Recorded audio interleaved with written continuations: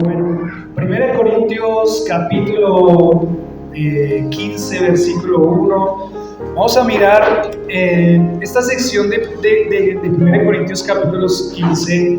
Prácticamente cuando la prediqué en la iglesia hace muchos años, se dividió en tres secciones por lo extensa que es esta porción de la escritura, pero también por la riqueza que tiene con relación a todo lo que implica la resurrección de Cristo.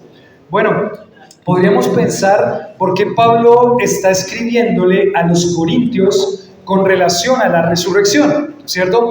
Igual, el tema de la resurrección es un tema que estuvo en el centro del mensaje apostólico desde el principio, porque el tema del evangelio es que Cristo murió por nuestros pecados, que Cristo fue sepultado por nuestros pecados, pero que Cristo había ¿qué?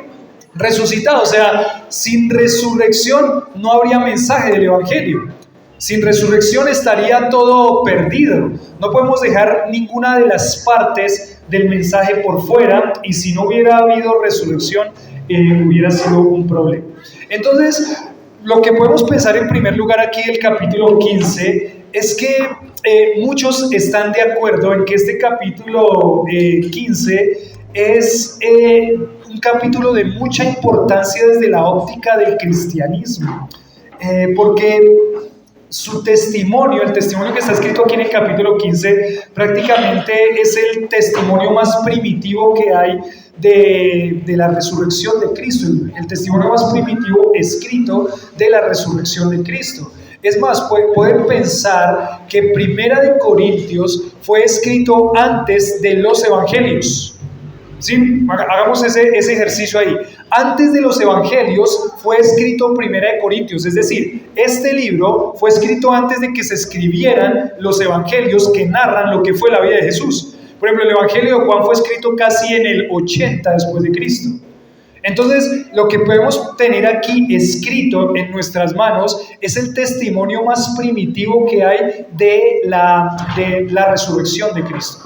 Fue lo primero que se escribió de la resurrección de Cristo, Pablo escribiéndolo aquí, inspirado por el Espíritu Santo. Entonces, este pasaje es el más primitivo que hay escrito acerca de la resurrección de Cristo. Entonces, uno puede empezar a pensar ¿por qué razón Pablo le escribe a los hermanos de Corinto? Los hermanos de Corinto tenían muchas situaciones difíciles en la iglesia. Pablo había fundado la iglesia de Corinto, pero la realidad es que la confusión había entrado a través de falsas doctrinas, de falsos maestros. La iglesia era un desorden en muchas cosas.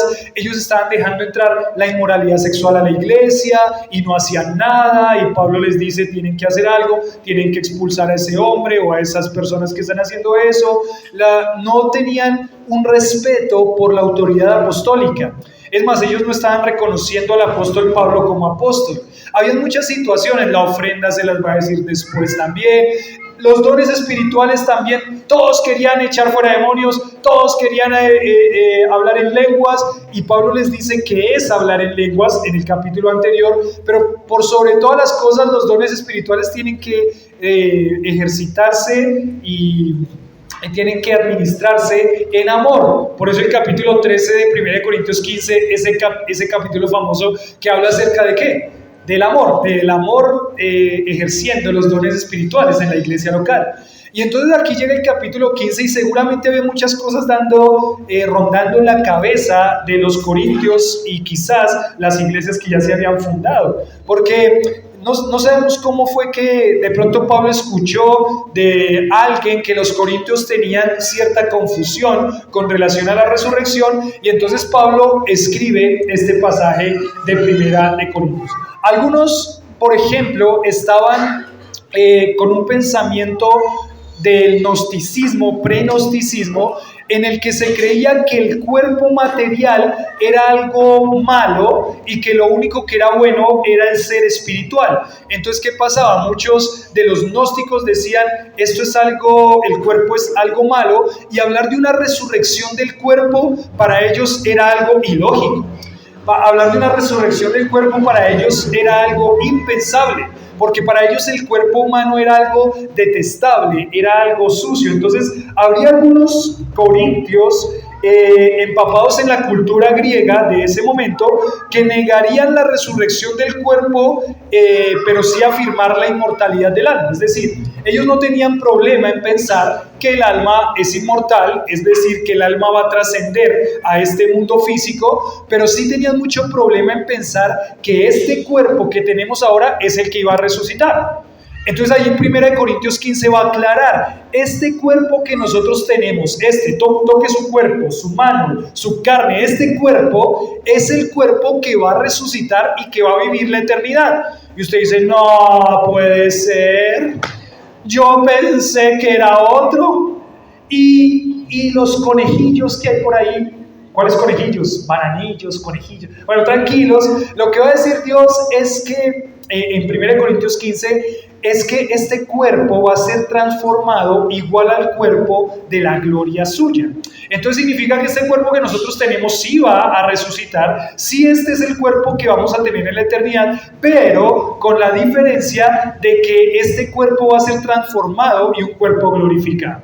Entonces todas las imperfecciones de este cuerpo, lo va a decir 1 Corintios 15, todas las imperfecciones de este cuerpo se van a acabar. Porque usted dice, no puede ser, y yo tengo esta enfermedad, pastor, o sea que esta ciática que me tiene loco, voy a vivir con esa ciática por toda la eternidad. No, porque usted va a tener un cuerpo glorificado que no es corruptible, sino es incorruptible, que no se puede corromper. Nuestro cuerpo se va desgastando por causa del pecado, pero en la eternidad este cuerpo suyo no va a sufrir. Si usted es creyente, ¿no? Si usted es creyente, no va a sufrir. ¿De qué tiene dolor? ¿Qué le duele? ¿Por qué está de hambre? No. ¿Qué le duele? ¿Qué es lo que pasa en este momento? Los que son jóvenes no entienden de eso todavía, ¿cierto? Uno vive la juventud como si nunca le fuera a dar un dolor, pero espérense un poquito y verán. Sí, nosotros le decimos a Analí, no cargues a Luciana. Luciana ya está grandecita, ya está fortachoncita. Y entonces le decimos, no cargues a Luciana porque te puede dar una ¿qué? Una hernia. Ella en este momento no siente nada, no le interesa eso. Pero si eso pasa, en unos años, ¿qué va a pasar? Lo va a sentir. Pero tranquilos, que ninguna de esas dolencias, seguramente yo tendré cabello, pero ninguna de esas dolencias va a estar ¿en dónde? En la eternidad. Porque era el pensamiento del griego. El pensamiento del griego es, este cuerpo es inmundo, este cuerpo es sucio, este cuerpo no puede pasar la eternidad. Y Pablo les tiene que escribir diciéndoles, sí, la resurrección de Cristo también nos dice que este cuerpo va a ser el que va a ser transformado en gloria para pasar y vivir la eternidad. Puede ser que esa haya sido una de las intenciones por la cual Pablo escribe este capítulo.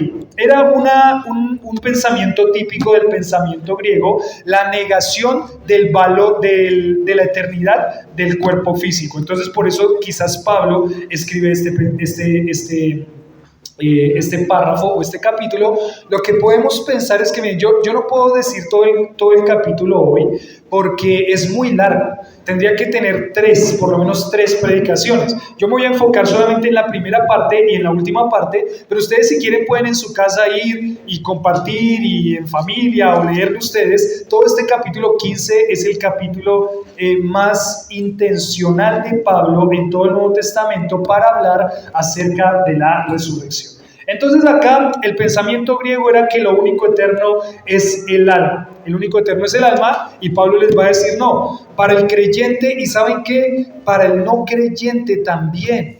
Porque el no creyente también va a ser resucitado, o más bien va a estar ante el tribunal, el juicio del gran trono blanco, y también va a pasar una eternidad, pero una eternidad ¿sin qué? Sin Cristo.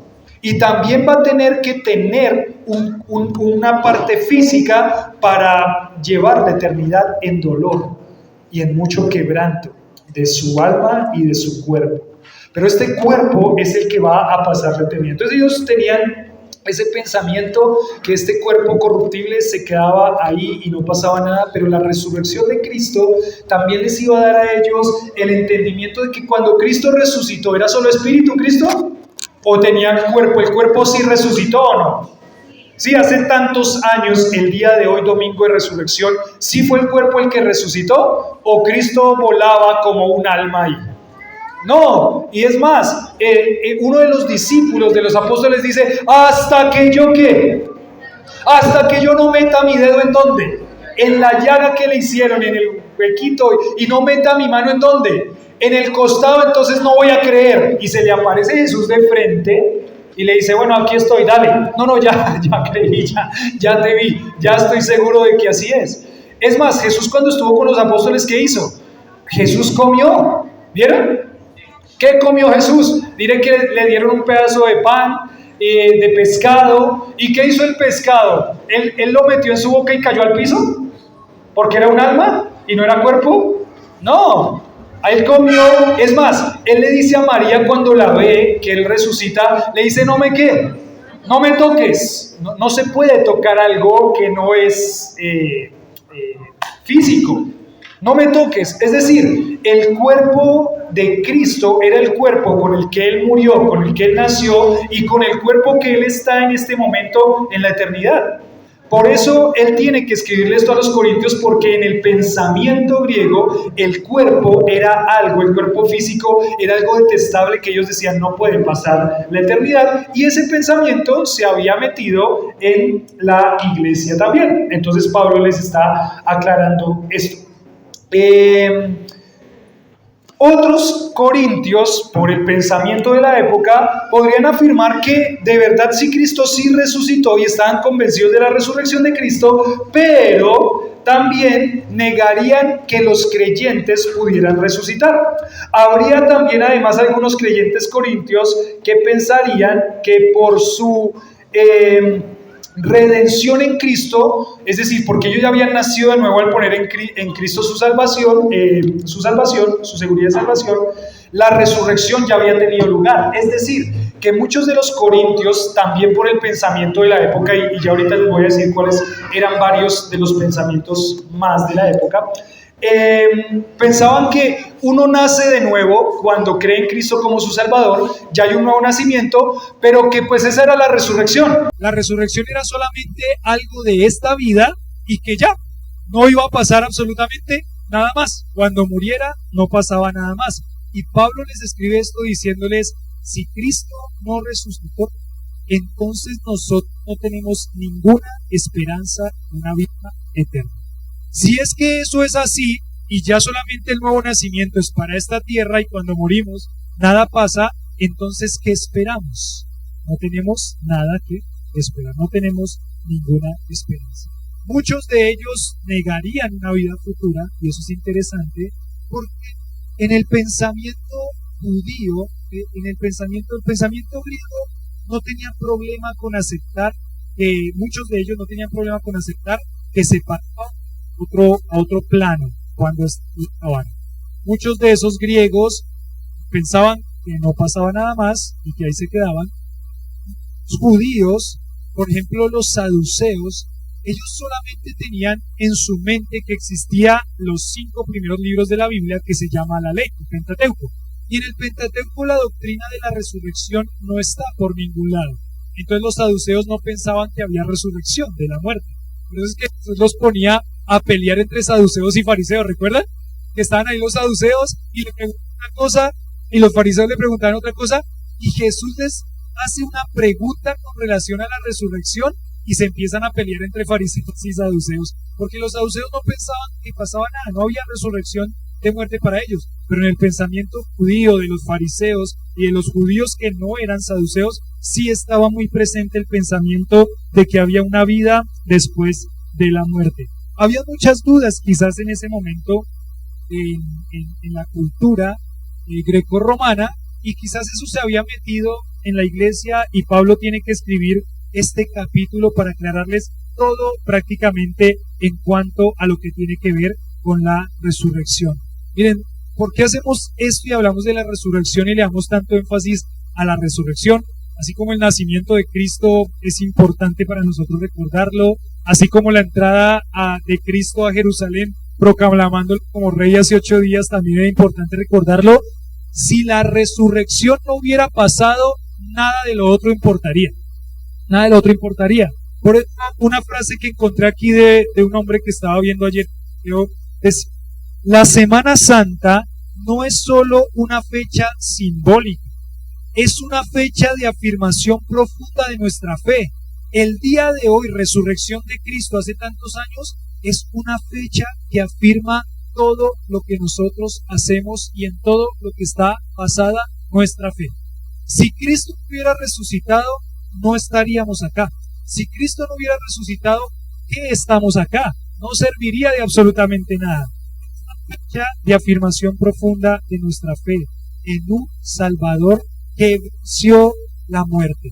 Entonces piénsenlo así, si quiere poner una frase de estado hoy, es una fecha de afirmación profunda de la fe en un Salvador que venció la muerte. Y sigue diciendo la frase, y tan importante este evento no hubiera ocurrido, en realidad no existiría la iglesia. Y es tan importante este evento que si no hubiera ocurrido, realmente no existiría ¿qué? La iglesia. ¿Por qué existiría la iglesia? Si la iglesia se basa en el mensaje de un Salvador que resucitó, no existiría nada de lo que estamos haciendo. ¿Qué estaría haciendo usted hoy? A ver, piénselo rápido. ¿Qué estaría haciendo usted hoy? Y no sé qué estaría haciendo hoy. Pero si Cristo no hubiera resucitado, todo lo que usted estaría haciendo hoy estaría mejor que venir acá. Si Cristo no hubiera resucitado, cualquier cosa que usted se imagine que estaría haciendo, durmiendo, comiendo, ciclovía, en familia, lo que sea, paseando, en piscina, lo que sea, estaría mejor que aquí. Si Cristo no hubiera resucitado, estaría mejor que acá, jugando videojuegos, no sé, haciendo qué. Esta fecha para el cristianismo es en lo que se basa toda nuestra fe, que Cristo resucitó. Ni siquiera su muerte, ni siquiera su nacimiento, su resurrección. Porque como decíamos ahorita, hubiera podido morir, y si no resucitaba, ¿de qué hubiera servido? De nada, de absolutamente nada, hubiera sido derrotado por la muerte. Entonces esta Semana Santa no es solamente algo simbólico.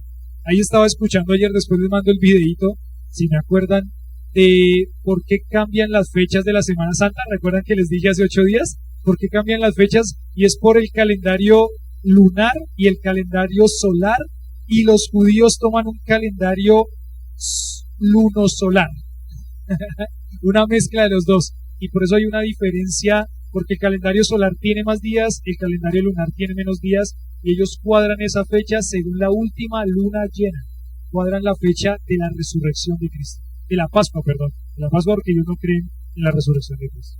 Entonces, ahora sí, con esta introducción al pasaje, vamos a entrar a la frase, el título, seguros en la resurrección.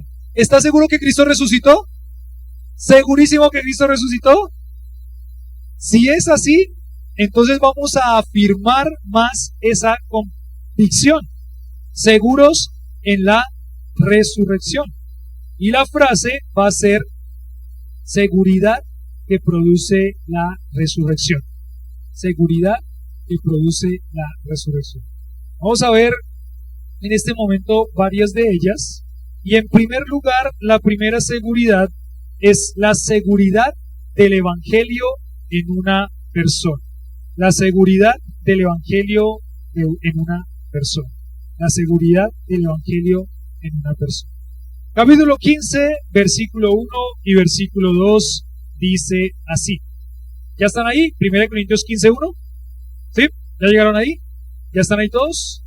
Dice, además os declaro, hermanos, el evangelio que os he predicado, el cual también recibisteis, en el cual también perseveráis, por el cual asimismo, si retenéis la palabra que os he predicado, sois, si no, creísteis en vano. Y lo primero que va a decir Pablo acá es que hay una seguridad. Hay una seguridad del Evangelio en una persona. ¿Cómo es que funcionaba o cómo es que funciona todo este mensaje de la Biblia? Alguien predica y el otro ¿qué hace? El otro escucha. ¿Y qué hace ese que escucha? Tiene dos decisiones. O cree o no cree. El que cree nace de nuevo y tiene vida eterna. El que no cree no nace de nuevo y ya está condenado porque la ira de Dios está sobre él. Pero él dice aquí, además os declaro, hermanos, el evangelio que os he predicado, ese evangelio que les he declarado, ese evangelio que les he dado, el cual también recibisteis y en el cual también, ¿qué? Perseveráis. Y Pablo va a dar una palabra clave que va a reforzar el concepto a continuación, y es la perseverancia, en el cual perseveráis, en el cual sigues, en el cual siguen adelante. Porque una de las marcas de una persona que quizás no es salva es ¿cuál? Que esa persona no va a ¿qué? A perseverar. Esa persona en algún momento se va a desanimar. ¿Por qué? Porque sus motivaciones eran otras. ¿Por qué llego? Bueno, para muchos, por ejemplo, cuando están en su etapa de niñez y juventud, ¿por qué llegan a la iglesia? Porque sus papás los traen. ¿Y está bien? Está bien, porque los papás deben traerlos. Esas son la vida de la familia y aquí tienen que estar. Pero muchos de esos muchachos, ¿cómo vienen? Vienen por la fe de sus padres. Y en un momento, cuando ellos tienen la capacidad de decisión, dicen, yo no quiero creer eso, y salen y ya no quieren más toda esta vida. Entonces uno se da cuenta, claro, ¿qué fue lo que pasó? Lo que muy probablemente pasó es que estos muchachos o niños o jovencitos no eran ¿qué? Salvos. Porque una de las características de un creyente es que su fe no se va a acabar. Su fe va a flaquear, su fe va a vivir momentos difíciles, pero esa persona va a mantenerse en el tiempo. Esa persona va a mantenerse en el tiempo. Porque dice acá, por el cual asimismo, si retenéis la palabra que os he predicado, ¿sois qué? Miren, Pablo lo está diciendo como así es, esto es una condición. Sois salvos si, ¿sí qué? Si retenéis la palabra que os he predicado. Y si no, ¿qué pasó? ¿Creísteis en qué? En vano. O sea, todo fue una vanidad, todo fue una ilusión, de pronto fue una emoción. Ay, sí, yo quiero por tal cosa. Una emoción, pero no era una ¿qué? Una convicción. No era una convicción. Entonces Pablo le está diciendo, una de las seguridades que trae la resurrección de Cristo es la seguridad del evangelio en una persona. ¿Por qué? Porque una persona que ha creído en Jesucristo como Salvador y una persona que ha creído este mensaje, entonces esa persona va a permanecer firme, va a permanecer en el tiempo. De pronto, como les decía, quizás flaquee algunas veces, quizás se aleje un poquito muchas veces, pero va a volver a llegar. No puede ser de otra forma, va a volver a llegar. ¿Por qué? Porque ese corazón que ha sido transformado por el Evangelio, ese corazón está siempre impulsado por la gracia de Dios a que tiene que seguir, a que tiene que seguir. ¿Les ha pasado o no les ha pasado? ¿Alguno alguna vez se alejó un poquito? Quizás no solo un poquito, sino muchito. No mochito, muchito. ¿Y qué pasó? Ay, no puedo. A mí me escriben, no pude, pastor, no pude. Intenté estar lejos, pero ¿qué? Pero algo siempre volvía a decirme, tiene que ¿qué?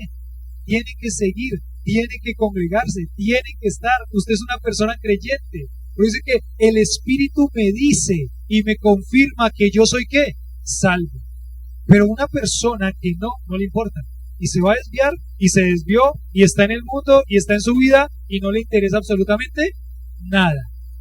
El Evangelio y la resurrección afirma el Evangelio, da la seguridad del Evangelio en una persona.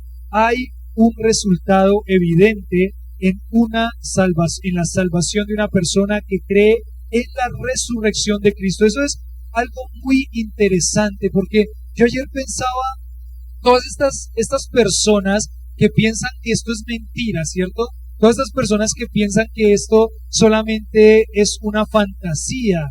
Hay una persona que ayer vi el estado de WhatsApp y atacando la resurrección, porque él es un ateo, y atacando la resurrección, y decía, los romanos no podían dejar un cuerpo, ellos dejaban que se lo comieran las aves de rapiña, y porque ellos dejaban que se lo comieran las aves de rapiña, entonces Jesús no hubiera podido resucitar porque su cuerpo fue comido por... Y era su argumento, muy seguro este hombre. Y yo me puse a pensar ayer cuando escuchaba esto, cuando leía esto, y pensaba en cada uno de ustedes, y en mi vida también. Y yo decía, tal persona, tal persona, tal persona, y cuando yo pienso en ustedes y cómo Dios ha transformado su corazón, y cómo Dios ha transformado su vida, y cómo ustedes eran unos antes y ahora son otros, yo digo, es tremendo porque la transformación de esa vida no vino porque dije yo puedo cambiar, sino porque ¿quién lo transformó? Cristo lo transformó, el Evangelio lo transformó, y de eso no hay duda. O sea, cuando una persona ve el testimonio de una familia y dice, uy, estos como eran antes y ahora como son. Uy, miren cómo estas personas conducen su vida. ¿Por qué? Porque Cristo transformó el corazón de esa persona. Una vida transformada es la mayor evidencia de que hay un Cristo que resucitó. O sea, ¿cómo éramos nosotros antes? Cantábamos ahorita, muertos, perdidos en la transgresión, alejados de Dios. ¿Nos importaba Dios? De nuestra boca salía Dios, ¿cierto? Dios lo bendiga. Dios lo bendiga. Uy, Dios, ayúdame. ¿Pero a usted le importaba a Dios de verdad? Solamente buscaba a Dios cuando le venían problemas. Solamente, y si acaso, pero cuando usted estaba borracho y perdido por allá, ¿le importaba a Dios? Cuando estaba muerto en sus delitos y pecados y con toda la maldad, ¿le importaba a Dios? No le interesaba. Pero ahora hay vidas transformadas, porque la resurrección de Cristo da una seguridad de que el Evangelio está en la vida de esa persona, y eso se va a ver, se va a notar. No tiene que inventarse nada, se va a notar. Dios va a coger esa vida y la va a transformar, y eso se va a notar. Entonces la seguridad que produce la resurrección, en primer lugar, es la seguridad del Evangelio en una persona. Aquí había un comentarista que tiene apellido Bruce, y dice, Bruce afirma al respecto: no es que Pablo realmente crea seriamente en la posibilidad, Pablo no está diciendo aquí que se pierde la salvación, pero si tu negación de la resurrección se llevara a la conclusión lógica, o sea, la negación del mismo Evangelio, entonces ciertamente se comprobaría que su creencia no tenía fruto, tal vez porque había sido ejercida de manera superficial o de una manera superficial. O sea, Pablo no está diciendo aquí que una persona que después no cree la resurrección, no, esa persona no es que era salva y perdió su salvación. Esa persona nunca fue salva. Esa persona nunca estuvo segura. Si la resurrección de Cristo es parte fundamental del Evangelio, entonces una persona para ser salva, ¿qué tiene que creer? ¿Tiene que creer que Cristo nació de una virgen? ¿Sí o no? ¿Tiene que creer que Cristo es Dios? Sí, tiene que creer que Cristo es Dios. ¿Tiene que creer que Cristo murió en la cruz? Tiene que creer que Cristo murió en la cruz. Pero sí o sí, tiene que creer que ¿qué? Que Cristo resucitó. Si hay una persona que dice, sí, yo creo que Jesús murió, pero no creo que haya resucitado, esa persona no puede ser ¿qué? Salva, porque no ha creído el Evangelio. El Evangelio no es por partes. Una persona dice, sí, yo creo que Jesucristo es Dios y que Jesús murió y es el Salvador. Ah, muy bien. ¿Pero creen que Cristo resucitó? No, eso ya es mucha fantasía. Eso ya está, yo ya no me lo puedo creer. No es salva. Porque el Evangelio es todo el paquete. Es todo el combo. Con papas agrandadas y gaseosa. Bueno, gaseosa no, cuidado, gaseosa no. Con papas agrandadas y gaseosa. No puede ponerlo por porciones. El Evangelio no es por porciones. Y si una persona no cree que Jesús resucitó, no puede ser salva. El Evangelio es todo completo. Y lo va a decir ahora. Entonces, en primer lugar, seguridad del Evangelio en una persona. En segundo lugar, seguridad en la explicación de qué es el Evangelio. Un resultado de la resurrección de Cristo es que yo voy a estar muy seguro de lo que es el Evangelio. ¿Y qué es el Evangelio? Miren que el Evangelio está resumido aquí y dice lo siguiente, versículos 3 y 4. Porque primeramente os he enseñado lo que asimismo recibí. ¿Qué? que Cristo murió por nuestros pecados conforme a las, y que fue sepultado y que resucitó al tercer día conforme a las escrituras. Mire, primeramente, y esa palabra primeramente es una palabra que nos puede decir, de esto depende todo. ¿De qué depende todo? Depende todo del mensaje del Evangelio. ¿Cuál es el mensaje del Evangelio? Que tiene que creer una persona para ser salva, que Cristo vino a morir por los pecados. Dice ahí el versículo 3, que Cristo murió por nuestros pecados. ¿Listo? Hasta ahí vamos bien. ¿Conforme a qué? A la Escritura. Versículo 4, y que fue sepultado y que resucitó al tercer día conforme a las Escrituras. Entonces, de este mensaje depende todo. De este mensaje depende todo. Y cuando una persona ha creído la resurrección de Cristo, hay una seguridad, la seguridad de que este es el mensaje del Evangelio y que no cambia. Y miren que van a venir muchas veces dudas en cuanto a esto. ¿Han escuchado muy buenos argumentos de por qué Cristo no podría haber resucitado? No sé, en estos días abundaban por las redes sociales todos estos mensajitos. En YouTube hay muchos videos muy buenos de personas argumentándole a personas ateas de Cristo, de la resurrección, de la Biblia. Y uno piensa, miren, hay personas que tendrían buenos argumentos y quizás convincentes de que esto no es real. Pero cuando uno ha puesto su confianza en la resurrección de Cristo, este mensaje se va afirmando y se va afirmando y se va afirmando cada vez y cada vez más, hasta un punto en el que usted dice, esto es inamovible, yo de aquí no me muevo porque lo creo, no solamente por fe, sino porque hay un montón de evidencias históricas que nos dan certeza de que esto fue real, de que esto fue real. Entonces acá dice, murió por los pecados, fue sepultado y resucitó. Ese es el mensaje. No le puedo quitar ninguno de esos ingredientes al mensaje del Evangelio. Entonces acá Pablo está afirmando lo que para muchos judíos era una locura. ¿Cómo ellos pensaban en su Mesías? Lo vimos hace 8 días. Ellos pensaban en un Mesías ¿qué? En un Mesías que viniera ¿cómo? Con un rey, con una espada, con una armadura y derrotar a todos los romanos. Para ellos en su mente, el Mesías podía morir o no. Para ellos en su mente el Mesías no podía morir, pero era porque no habían visto las profecías que nos hablaban de eso. Pero para Pablo, escribir esto y el mensaje del Evangelio era trastornar el mensaje o la concepción que ellos tenían del Mesías. Su Mesías no podía morir. Entonces, ¿cómo puede decir que murió y resucitó? No puede ser. Para ellos era una locura. Pero no había problema. Después de que ellos vieran muy bien las Escrituras, conforme a las Escrituras, ellos iban a estar convencidos. Les dije hace una semana que había un video también ahí en YouTube que decía de un hombre hablándole a un judío, y el judío dándose cuenta de que Jesús era el Mesías a través de Isaías 53. Isaías 53 es todo este capítulo que habla de la muerte del Mesías. Y pues de pronto no sé por qué el judío pasa por alto esto. Pero cuando hay personas que son expertas en evangelizar a los judíos, llegan a Isaías 53 y le exponen todo esto y le hacen la comparación con Jesús.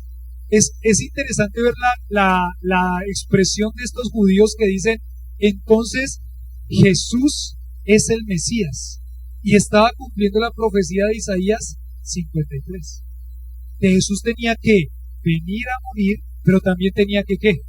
Que resucitar al tercer día, conforme a las Escrituras, conforme a las Escrituras. Miren lo que dice Isaías 53, bueno, todo el capítulo, pero yo lo puse aquí, no puse cuál es el versículo específico, pero en Isaías 53 dice lo siguiente: se dispuso con los impíos su sepultura, mas con los ricos fue en su muerte. Es interesante ese detalle, ¿no? ¿Por qué con los ricos fue en su muerte? ¿Recuerdan por qué? ¿Jesús en dónde fue sepultado? En una tumba de ricos. Esas tumbas que mueven la piedra y que eran solamente para una persona, solamente la tenían los ricos. Este hombre que pidió el cuerpo de Jesús, y ahora se me va el nombre, José de Arimatea, ese hombre era un hombre con mucho dinero y con mucha influencia, y ya estaba profetizado desde tantos años antes que eso tenía que ser de esa forma. Se dispuso con los impíos su sepultura, mas con los ricos fue en su muerte. Cuando haya puesto su vida en expiación por el pecado, verá linaje, vivirá por largos días y prosperará. Aquí está diciendo, él va a morir, pero después también va a ¿qué? A vivir por largos días. ¿Qué significa que va a vivir por largos días si iba a morir primero? Pues que iba a ¿qué? A resucitar. Salmos 16:10. Vamos a Salmos 16:10. A ver cómo están esos dedos. Vamos al Salmo 16:10. Salmo 16:10. El Salmo 16:10 también es un salmo mesiánico, es decir, un salmo que hablaba del Mesías, una porción del Mesías en el Antiguo Testamento. Hablaba de lo que iba a pasar. Imagínense que David más o menos vive en el 1000 antes de Cristo. En el 1000 antes de Cristo. Isaías en el 700 años antes de Cristo. O sea, 700 años antes de Cristo ya se estaba hablando de esto, se estaba escribiendo esto, Dios ya les estaba diciendo lo que iba a pasar. 1000 años antes de que llegara Cristo está escrito el Salmo 16:10, que dice, porque no dejarás mi alma en el Seol, y ese Seol está refiriéndose al cementerio, al lugar donde se entierran a los muertos, porque no dejarás mi alma en el Seol, ni permitirás que tu santo vea ¿qué? Corrupción. Está hablando, el Mesías no puede no puede retenerlo la corrupción de la muerte, no puede retenerlo la tumba. El Mesías es Dios. Este Dios es un Dios que vive por siempre y que vive por los siglos, que tenía que morir en su físico, en su cuerpo físico, porque tenía que pagar el precio del pecado, pero este Dios es imposible que sea retenido por la muerte. Lo dice Hechos capítulo 2, en el discurso también de Pedro, ahí a todas estas personas que se convirtieron. Es imposible que sea retenido por la muerte. Es imposible que sea retenido por la muerte, ¿por qué? Porque es el Dios de vida, el Dios que no puede estar muerto. Entonces acá estaban 1000 años antes, 700 años antes, diciendo para que se cumpliese conforme a lo que fue dicho en las Escrituras. Conforme a lo que fue dicho en las Escrituras. Conforme a las Escrituras. Entonces, no era un detalle menor que Pablo insistiera tanto en que Cristo murió y que fue sepultado, porque para algunas personas en esa época de la historia hubiera podido haber sido, no, es que realmente Jesús no murió, Jesús pues se hizo el muerto, digámoslo así, no andaba muerto, andaba de qué, esa sí se la sabe, ¿no? Esa sí se la sabe, no andaba muerto, estaba por ahí, pero realmente él no murió. Antes de morir lo vacaron y él estuvo ahí medio muerto, pero no murió. No. Para el judío era muy importante esto, y por esas razones que Jesús también en el pensamiento judío había determinado estar 3 días en la tumba. Porque para el judío 3 días en la tumba significaba que estaba ¿qué? Muerto de verdad. Es más, para algunos, si estaba un día muerto, no lo consideraban tan muerto. Si estaba 2 días muerto, no lo consideraban tan muerto. Pero después del tercer día sí lo consideraban bien muerto. Cuando, por ejemplo, Jesús resucita a la niña, recuerdan que Jesús resucitó a una niña que creo que era la hija de Jairo. Jesús resucita a una niña, esta niña no estuvo tanto tiempo muerta, entonces para ellos era como, no estaba tan muerta. Entonces Jesús lo que hizo fue ¿qué? Simplemente estaba muy enferma, ya estaba en un estado de coma y la levantó, prácticamente. Pero por ejemplo con Lázaro, sí ellos sabían que estaba bien muerto. ¿Por qué? ¿Cuántos días había estado Lázaro en el sepulcro? 4 días. Le dice Marta, no lo abran la tumba. Le dice, Señor, que no abran la tumba, ¿sí? Tú no sabes. Porque es que, ¿qué? Ya está, ¿qué? Ya hiede, como algunos jóvenes cuando no se bañan toda la Semana Santa, ya hiede. ¿Algún joven que no se haya bañado en toda la Semana Santa? No, todos se bañaron en la Semana Santa. Pero ya hiede, le dice Marta a Jesús, Jesús, ¿para qué te vas a poner a abrir la tumba? ¿Tú no sabes que ya está 4 días muerto? ¿Jesús sabía o no? Es interesante porque dice en el libro de los niños que leemos, que llama Adiós a los adioses, o en la Biblia, que Jesús le dijeron que Lázaro había muerto y ¿qué hace Jesús? Salió el burro corriendo, salió corriendo, pidió el primer tren que iba a hacer, no había trenes. Pero ¿qué hizo Jesús? Dice que se quedó 2 días más. Entonces, murió Lázaro, bueno, listo. Vamos rápido. No. 2 días más se queda. ¿Para qué? Para que ellos vieran que Lázaro estaba bien muerto. Cuando llega él al 4.º día, Lázaro está bien muerto, ya hiede, quiten la tumba, Lázaro sal fuera, y el dador de la vida le da vida y resucita a un muerto. Tremendo este Dios. Este Dios no puede ser retenido por la tumba porque es el Dios de la vida. Este Dios que nosotros tenemos es aquel que resucitó. La mejor forma de convencerlos una y otra vez a estos corintios de que Jesús sí estaba muerto era hablándoles una y otra vez de la muerte y de la sepultura. Entonces, seguridad del Evangelio en una persona, seguridad de la explicación de lo que es el Evangelio. Cuando uno ha creído en esa resurrección de Cristo, uno ya está convencido de esto y este es el mensaje.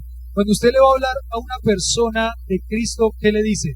Cristo vino a salvarte, murió por ti y resucitó para que tú pudieras tener vida. Sería una locura decirle a una persona, ¿sabes qué?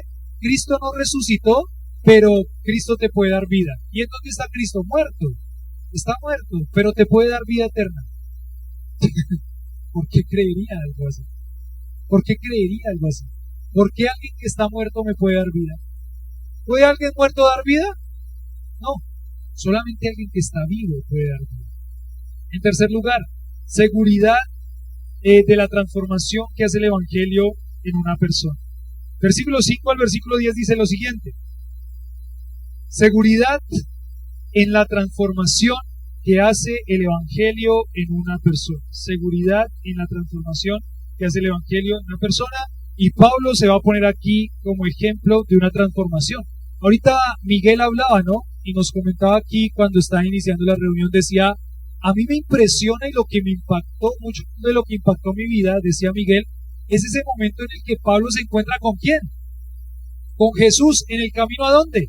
A Damasco. Jesús ya había resucitado, si no, no se le hubiera podido aparecer a Pablo. Y dice Miguel, ese fue uno de los acontecimientos que transformó mi vida, como se la transformó a Pablo. Y dice el capítulo 15, versículo 5, y que apareció a Cefas, después a los 12, después apareció a más de 500 hermanos a la vez, de los cuales muchos viven aún y otros ya duermen o ya han muerto.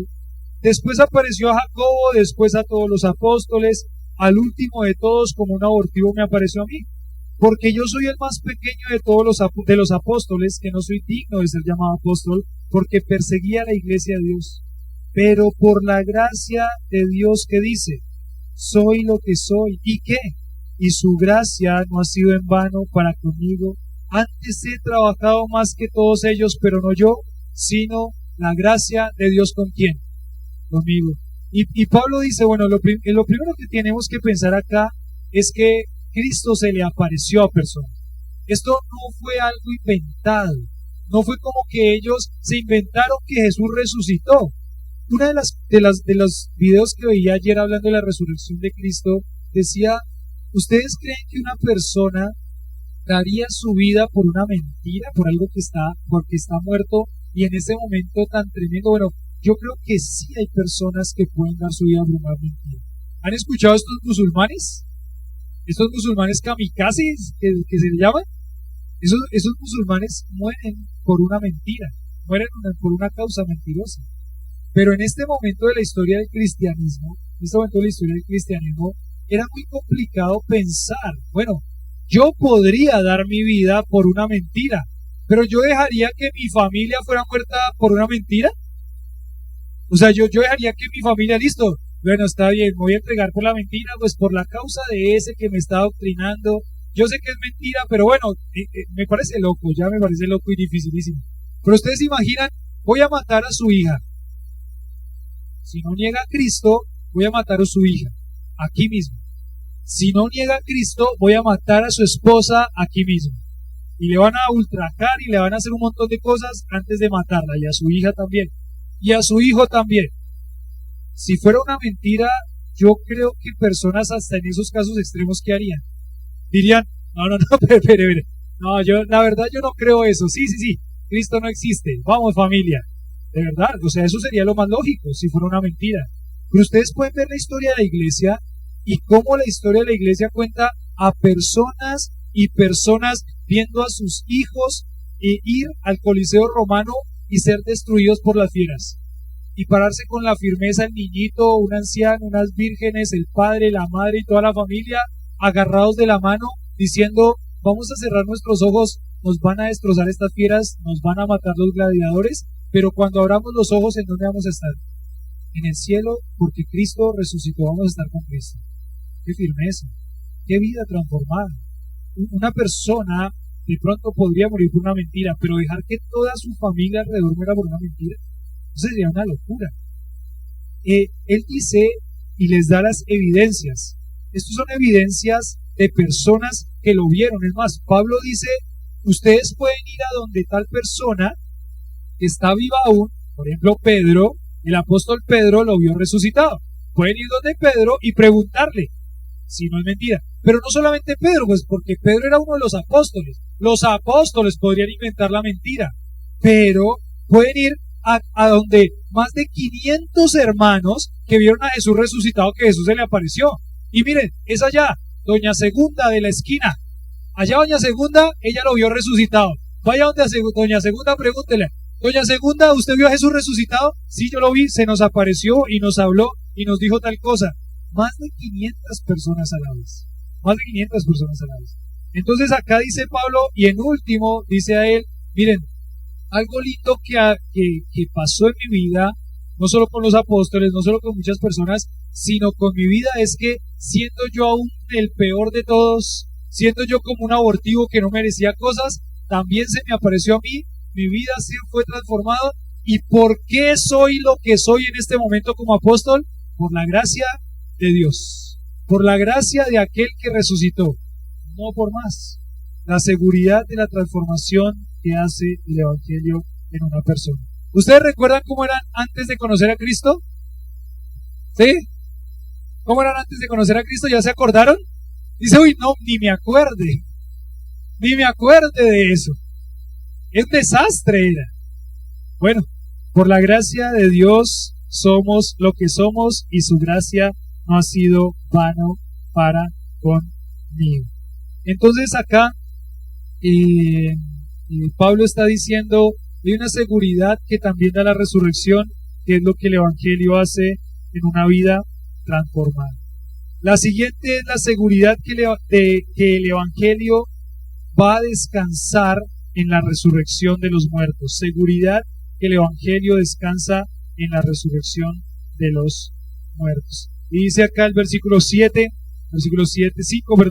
que apareció a Cefas, después a los 12, después apareció a más de 500 hermanos a la vez, de los cuales muchos viven aún y otros ya duermen, y después apareció a Jacob, después de a todos los apóstoles. Y versículo 11 al 19 dice así: porque o sea yo o sean ellos, así predicamos y así habéis creído. Pero si se predica de Cristo que resucitó de los muertos, ¿cómo dicen algunos entre vosotros que no hay resurrección de muertos? Porque si no hay resurrección de muertos, tampoco ¿qué? Cristo resucitó. Versículo 14. Y si Cristo no resucitó, ¿qué? Vana es entonces nuestra predicación, vana es también nuestra fe. Y si somos hallados falsos testigos de Dios, porque hemos testificado de Dios que Él resucitó a Cristo, al cual no resucitó, si en verdad los muertos no resucitan, porque si los muertos no resucitan, tampoco Cristo resucitó. Y si Cristo no resucitó, otra vez, ¿vuestra fe es qué? ¿Vana? Y si Cristo no resucitó, vuestra fe es vana, aún estáis en vuestros ¿qué? Pecados. Versículo 18. Entonces también los que durmieron en Cristo perecieron. No tienen esperanza los que durmieron en Cristo, los que murieron en Cristo. Si en esta vida solamente esperamos en Cristo y no resucitó, somos los más dignos de conmiseración de todos los hombres. Bueno, el Evangelio descansa ¿en dónde? En la resurrección de los muertos. Cristo resucitó, fue evidente, pero algunos no creían en la resurrección. Como les decía, los saduceos no creían en la resurrección. No, ellos, miren lo que pensaban los saduceos. Dice así: hablando de la inmortalidad, los saduceos decían que al morir se iba a un lugar que se llamaba el Seol. Para ellos, ¿qué era el Seol? El Seol era una tierra gris, le llamaban ellos, una tierra gris. ¿Quién sabe para ellos qué era esa tierra gris? Pero dice, por debajo del mundo, en la cual los muertos vivían sin fuerza, sin luz, una existencia fantasmal en las sombras. Eso era lo que ellos creían, o sea, se terminaba esta vida y no era que no había otra vida, sino que vivían en un lugar como sombrío, sin esperanza, sin luz, triste, una existencia fantasmal, es decir, no un cuerpo, solamente un espíritu ahí, y eso era lo que ellos pensaban que pasaba. No había resurrección de cuerpo, tampoco había una vida eterna gozosa más allá. Otra corriente de ese momento se llamaban los estoicos. El estoicismo creía que el hombre solo tenía una chispa de Dios. Cuando este hombre moría, el cuerpo quedaba pues ahí en la tierra y la chispa de Dios volvía a él, quien absorbía de nuevo esa chispa de Dios. Eso es muy común en este momento. En este momento mucha creencia está basada en eso. ¿Han visto de pronto algunos lugares donde dice gnosis? ¿Algún letrero por ahí vieron alguna vez que dice gnosis? Ese es el pensamiento gnóstico. El pensamiento gnóstico, este estoicismo era el prenosticiismo. Y eso, el gnosticismo cree eso. Es más, todos estos que creen en la reencarnación, por ejemplo, los que creen en la reencarnación piensan que hay un espíritu, una chispa divina, que fue la que dio vida a todo lo que nosotros conocemos. Entonces, los que creen en la reencarnación animal, piensan que esa chispa divina pues también está en los animales, porque los animales también fueron alguna vez humanos, que dependiendo de lo que hizo en su vida humana, reencarnó en algo peor o en algo mejor. Entonces, por ejemplo, usted reencarnó en una vaca, y listo, ahora es una vaca. Yo sí decía, usted reencarnó en una vaca, usted reencarnó en una cucaracha, yo sí decía, usted reencarnó en, no sé, ¿en qué quiere reencarnar? Los que creen en la reencarnación animal, los que creen en la reencarnación humana, piensan que esa chispa entonces va pasando y mientras estemos en esta tierra, entonces tenemos que vivir una vida más iluminada para poder avanzar a un grado superior. Todo esto del budismo, por ejemplo, el hinduismo, tienen muchas de esas creencias y que usted es una chispa divina. Cuando ya llegue a un grado muy alto, entonces esa chispa divina, ¿qué hace? Regresa a la divinidad máxima, que es lo que irradia vida a todos, y ahí ya usted puede tener su descanso como chispa divina. Esa era la creencia que había en esa época y que realmente ahorita es una creencia muy, muy, muy común entre nosotros. Entonces acá teníamos esta idea también de los estoicos, el estoicismo que volvía a él. Entonces, y también lo que les decía de los griegos, que para ellos unir el alma con el cuerpo también en una eternidad, si ya era malo en este momento en la tierra, para ellos impensado que el cuerpo resucitara. Y miren lo que dijo un filósofo. Un filósofo griego dijo lo siguiente, para que vean la magnitud de lo que se vivía en ese momento. Dice, la esperanza de la resurrección es la esperanza de los cerdos. ¿Cómo nos dijo entonces? Para ese filósofo, la esperanza de la resurrección es la esperanza de los cerdos, porque decía que una vez separada el alma con el cuerpo físico, cuando uno moría, jamás volvería a ser encarcelada. Entonces la creencia, ¿cuál era? Que este cuerpo físico estaba, ¿qué? Encarcelando el alma. Que este cuerpo solamente era una cárcel para el alma y que tenía que ser, ¿qué? Liberada. Y cuando ya moría una persona, entonces liberaban esa alma del cuerpo. No, todo mal en esa creencia. Dios dio este cuerpo y este cuerpo iba a ser el cuerpo resucitado. Pero Pablo dice aquí, miren, en estos versículos que leímos ahora, dice lo siguiente: si Cristo no resucitó, hay 5 cosas que no tienen ningún sentido. La primera cosa, la fe. La fe que nosotros ponemos en un Cristo resucitado no sirve para nada. La segunda, la predicación. ¿Para qué predicamos esto si esto es mentira? No tiene ningún sentido si Cristo no resucitó. 3, Pablo dice, la victoria sobre el pecado. ¿Vieron lo que dijo ahí? La victoria sobre el pecado. Versículo 17. Y si Cristo no resucitó, vuestra fe es vana, aún estáis en vuestros ¿qué? En vuestros pecados. La victoria sobre el pecado es vana también. Entonces, ¿para qué estamos acá? Si estamos para pedirle al Señor que obre en nosotros, para mostrar una vida victoriosa en Cristo, una vida que ha vencido el pecado y Cristo no resucitó, no tiene nada de sentido. Esto que hacemos de la rendición de cuentas para la victoria sobre el pecado no tiene ningún sentido si Cristo ¿qué? No resucitó. La cuarta cosa, la esperanza de vida eterna. Si Cristo no resucitó, no hay esperanza de vida eterna. No sé qué va a pasar con nosotros cuando muramos, pero vida eterna no vamos a tener si es que Cristo ¿qué? No resucitó. No hay una esperanza de vida eterna. Y en quinto lugar, ¿esto yo? No, 2, 3. Y en quinto lugar, el trabajo en el Señor. Si Cristo no resucitó, ¿el trabajo en el Señor qué es? Pues en vano. Todo lo que pensamos que hacemos para el Señor es una mentira porque Cristo no resucitó.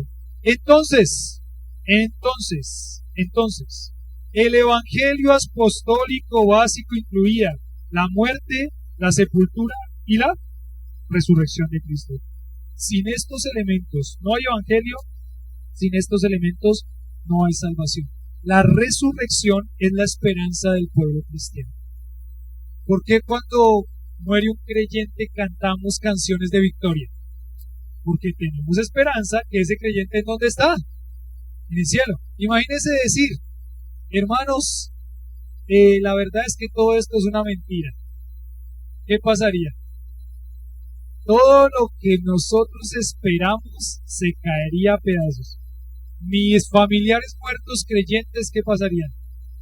No pasó nada con ellos o quién sabe en dónde están. O están en una eternidad sufriendo por toda la eternidad. Miren, y termino con esto en esta parte. Dice, últimas noticias del periódico de Jerusalén, en Israel. Agencia France Press. Decía, los habitantes de esta ciudad se conmovieron al escuchar que se encontró un cuerpo en una tumba a poca distancia de la ciudad, el cual fue definitivamente identificado como perteneciente a Jesús. ¿Están entendiendo el mensaje? Noticias de Jerusalén. Días después de que Jesús murió, se encontró un cuerpo. ¿El cuerpo de quién era? De Jesús. Tremendo. Esto sucedió la noche anterior a la celebración anual que conmemora la resurrección de él. Mentiras. Se encontró un año después de que Jesús había muerto y que habían dicho que había resucitado. Se encontró el cuerpo de Jesús. La reacción inicial de los cristianos alrededor del mundo ha sido de temor e incredulidad. No puede ser. No había resucitado, sino que estaba ¿qué? Muerto, y encontraron el cuerpo un año después de que habían dicho que había ¿qué? Resucitado. Tremenda noticia. Tendremos que esperar a ver el efecto que este descubrimiento tendrá en esa antigua religión. Parece que la cristiandad tendrá que unirse a los demás cultos del mundo, porque ya no podrá decir que la tumba de su fundador está como vacía, porque encontraron el cuerpo. Este descubrimiento prueba que todo lo dicho, es decir, por Jesús, por los apóstoles y por todos sus seguidores, fue una mentira inventada todo el tiempo. Noticias del periódico de Jerusalén. ¿Cómo quedarían? Encontraron el cuerpo que fue identificado como Jesús. ¿Cómo quedarían? Toda nuestra fe se vendría. ¿Qué están pensando en este momento? ¿O están dormidos ya? ¿Qué estarían pensando en este momento? Se encontró el cuerpo de Jesús un año después y lo identificaron como Jesús. ¿La tumba está vacía? No, ahí está la tumba. Está llena del muerto de Jesús. Lo encontraron después. ¿Cómo quedaría nuestra fe? ¿Cómo quedaría nuestra esperanza?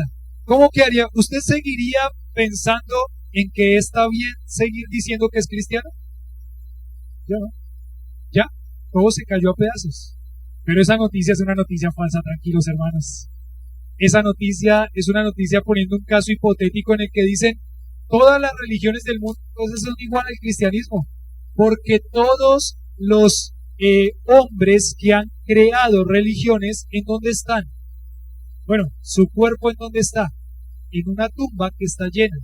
La única religión que ha dicho y ha confirmado y ha asegurado que su fundador es un hombre que es Dios, que resucitó y que la tumba está vacía, ¿es cuál religión? El cristianismo. Entonces, ¿estamos del lado de la victoria o del lado de la derrota?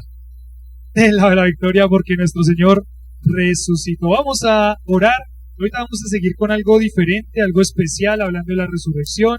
Vamos a orar y seguir meditando en esto. Padre, gracias por darnos este lindo tiempo de permitirnos recordar, Señor, que tú eres Dios y que no hay otro como tú en poder, en grandeza y en victoria. Padre, hoy es un día muy especial para el cristianismo y también para la historia de la humanidad, porque tu historia es la historia del mundo. Gracias por darnos esta seguridad en el Evangelio, seguridad en una vida transformada, seguridad de que ahora podemos decir con toda tranquilidad y siempre desde que te conocimos podemos decir con toda tranquilidad que creemos en Dios que murió pero que también resucitó. Padre, entendemos que nuestra fe no es vana, que nuestra predicación no es vana, que lo que hacemos para ti no es vano, que la victoria sobre el pecado y esa lucha no es vana y que lo que hacemos para ti no es en vano. Que recibiremos una recompensa un día por lo que hacemos para ti, no lo que hacemos por un Dios vivo, no un Dios muerto. Padre, hoy no paramos de pensar en la cantidad de personas que están engañadas, que están siguiendo algo muerto. No podemos dejar de pensar en la cantidad de personas que están yendo rumbo a una eternidad sin ti, pensando que están bien, siguiendo algo que es falso. La verdad, Señor, de tu palabra ha sido probada tantas veces y de tantas maneras que hoy nos da tanta tranquilidad y tanto descanso en nuestro corazón. Estamos en el lugar correcto, no estamos en el lugar equivocado.